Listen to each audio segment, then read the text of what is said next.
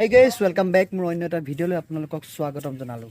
আজি মানে বতৰটো পুৰা ফৰকাল কৰিছে সেইকাৰণে আমাৰ মাহঁতে এফালে পাত ছিঙি আছে, বাগানৰ পাত ছিঙি আছে। তালে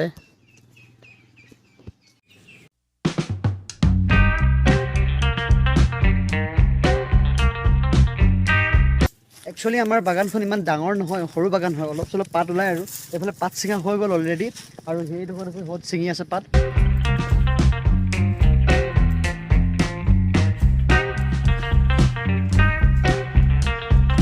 আমাৰ মানে ইয়াৰ গাঁৱৰ ৰাস্তাটো দেখিলে আপোনালোকে ভয় খাব। আচলতে বিহু হৈছিলে ইয়াত, বিহুৰ আগত জব কাৰ্ডৰ কাম হোৱাৰ কাৰণে ৰাস্তাটো মাটি তোলা হৈছিলে আৰু তাৰ ফলত বৰষুণ দিয়াৰ ফলত এতিয়া মানে ৰাস্তাৰ অৱস্থা একদম কাহিল হৈ গৈছে। আপোনালোকে চাই লওক একবাৰ,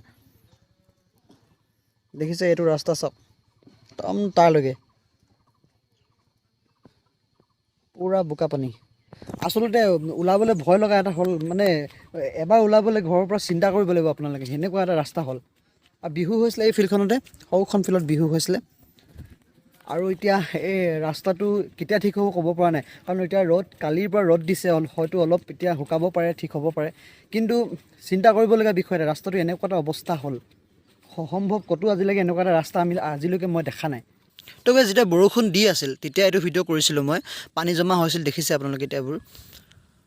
আৰু ইমান বেছি বেয়া হোৱা নাছিল বৰষুণ দি থকা সময়তো, যেতিয়া গাড়ীবিলাক আহিব ধৰিলে তেতিয়াৰ পৰা বেছি বেয়া হৈ গ'ল। দেখিছে চাইডে চাইডে পূৰা গাঁত বনি গ'ল আৰু ইয়াত ৰাবিছ পেলোৱা হৈছিল, কিন্তু কোনো কামত নাহিল ৰাবিছ পেলাওঁতেও, কাৰণ মানুহ খোজকাঢ়িব ল'লে। বিহু হৈ গ'ল যেতিয়া নেকি, পূৰা বাইক আহি গ'ল, তো একেবাৰে অৱস্থা বেয়া। আৰু এতিয়া চাইকেলখনো পাৰ কৰি নিবলৈ মানে চিন্তা কৰিবলগীয়া হয়। আৰু এইবিলাক দেখিছে গাঁত বহি গৈছে। আৰু আমাৰ ঘৰলৈকে 1 কিলোমিটাৰমান হ'বহে, বেছি দূৰ নহয়, কিন্তু ইয়াৰ 1 কিলোমিটাৰ আমাৰ ঘৰৰ পৰা বাকীডোখৰ যিডোখৰ গৈছে সোঁফালে, সেইফালেও একেই ছেম, আৰু সেইফালেও আৰু বেয়া ৰাস্তা একেই। MLA আহিছিল, MLA চাই থৈ গৈছে ৰাস্তাটো, এতিয়া ঠিক কৰি দিম বুলি কৈছে, কিন্তু কেতিয়া ঠিক কৰে সেইটোহে মানে নাজানো।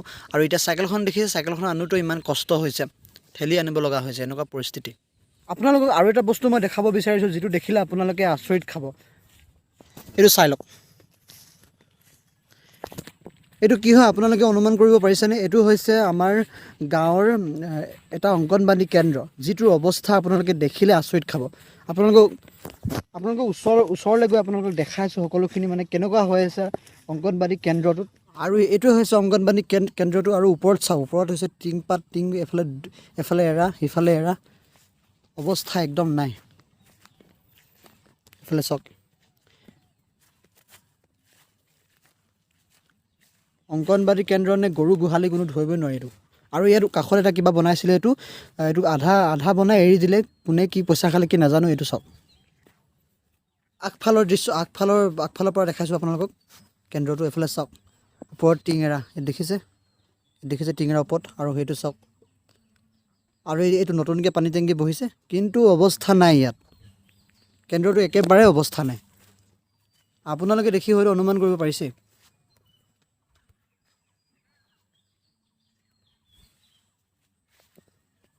ইয়াত মানে গাইজ অংগনবাদী কেন্দ্ৰৰ যি দুজনী কৰ্মী আছে, সেই দুজনীকতো দেখা নাপাওঁৱে। আৰু আপোনালোকে ল'ৰা ছোৱালী আহে নে নাহে শুনিলে আচৰিত খাব। ল'ৰা ছোৱালী ইয়াত এটাও আজিলৈকে মই দেখা নাই। আগতে আহিছিলে, আজিকালি নাই, একো নেদেখোঁ। আৰু সেইকাৰণে অৱস্থা এয়া হৈ গ'ল, কাহিল হৈ গ'ল। মানে টিংপাত দেখি খতম, ভিতৰত পানী সোমাই একেবাৰে কি অৱস্থা হৈছে নাজানো, ভিতৰত সোমোৱা নাই। কিন্তু মই জনামতে ইয়াততো অংগনবাদী কেন্দ্ৰত বহুত সুবিধা আহে, আৰু সেই সুবিধাখিনি কোনে খায় কি খায় একোৱে গম নাপাওঁ। কিন্তু ইয়াত ল'ৰা ছোৱালীক দিয়ে নে নিদিয়ে সেইটো নাজানো, কিন্তু আপোনালোকে অংগনবাদী কেন্দ্ৰটো দেখি গম পাব। এইটো মানে চাওক, এইফালে আপোনাৰ লেট্ৰিন নে বাথৰুম, এইটো অৱস্থা নাই। আৰু ইয়াতো টিংপাত ওপৰত এৰা আছে, চাওক।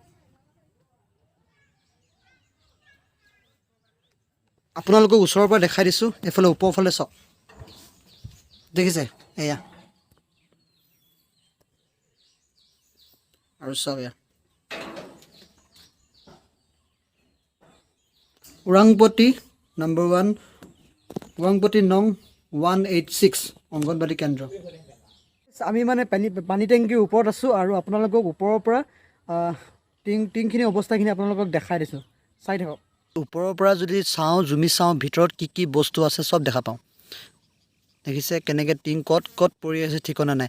এতিয়া এই ভিডিঅ'টো কোনোবাই যদি দেখা পাইছে, হয়তো আমাৰ গাঁৱৰ যিকেইজনী কৰ্মী আছে সেইকেইজনী হয়তো মোৰ ওপৰত খং উঠিব পাৰে যে ভিডিঅ' বনাই দিছে বুলি। কিন্তু সিহঁতৰ অকণমান দায়িত্ব আছে, যিহেতু সিহঁতি কাম কৰিছে, দৰমহা দিছে সিহঁতক চৰকাৰে, সিহঁতি এইখিনি অলপ চাব লাগিছিলে। এতিয়া দেখি হয়তো ভিডিঅ'টো দেখি মোক গালি পাৰিব পাৰে, কিন্তু মই আপোনালোকক দেখুৱাটো কৰ্তব্য দেখালোঁ। আপোনালোকে যদি এনেকুৱা অংগনবাদী কেন্দ্ৰ দেখা পাইছে তেন্তে কমেণ্টছ কৰি জনাবলৈ নিশ্চয় নাপাহৰিব।